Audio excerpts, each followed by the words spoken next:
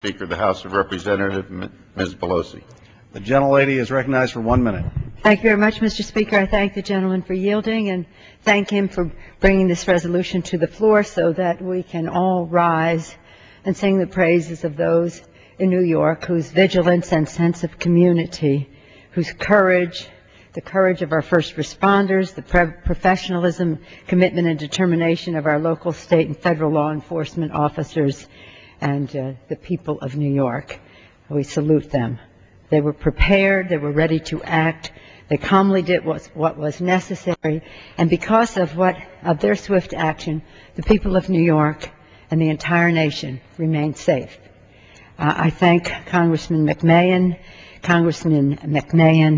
Himes, and Hall, and all of our colleagues who have sponsored this resolution, recognizing the bravery and again the vigilance of individuals and officers in New York and Connecticut, as well as the leadership of the FBI, the Department of Homeland Security, and the Department of Justice, and the Obama administration.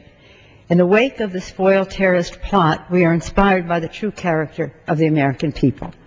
Recall that our country's spirit can always be found in the hearts and deeds of its citizens, people like Lance Orton and Dwayne Jackson, two alert citizens, and aren't we fortunate for that, as this resolution calls them, who notified the NYPD of a suspicious vehicle in Times Square. The whole country learned of their vigilance, their sense of community. Our country's resolve rests with the police officers such as Wayne Radigan of the NYPD, who responded immediately to the scene, and with his fellow officers and with the men and women of the New York Fire Department, thwarted the detonation of the car bomb. Our country's strength remains with first responders who run into danger when others run out, who safely and promptly evacuated Times Square, protecting those in harm's way. Our country's determination lies with law enforcement at the local, state, and federal levels, who work together, pursue leads, detain the bomber, and within 2 days of the attempted attack, never resting until the job was done.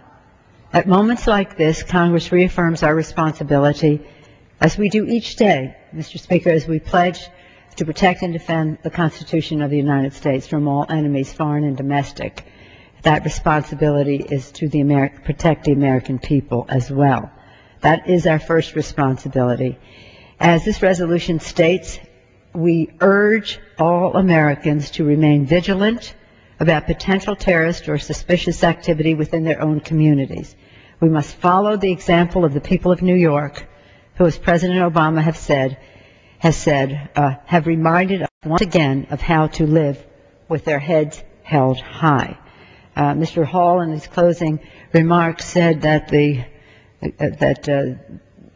attempt by this terrorist to instill fear it was thwarted. The goal of terrorists is to instill fear. The damage is one thing to them, but the fear is really their goal. In that way, in both parts of their attempt, it was thwarted. The violent attack was thwarted, but also, as the President has said, we will not be intimidated. This past weekend, every day, Americans joined our police officers, firefighters, first responders, Homeland Security officials, FBI agents, and other law enforcement personnel as heroes. They're all heroes, and we salute them as such on the floor of the House. Their efforts represent the best in America. Their response serves as an inspiration to us all to stay prepared and do everything we can to keep our great country safe. Again, I thank Mr. Pesquel for bringing this resolution to the floor and joining in a bipartisan way in saluting the heroes of New York. Thank you. The gentlelady yields back the balance of her time.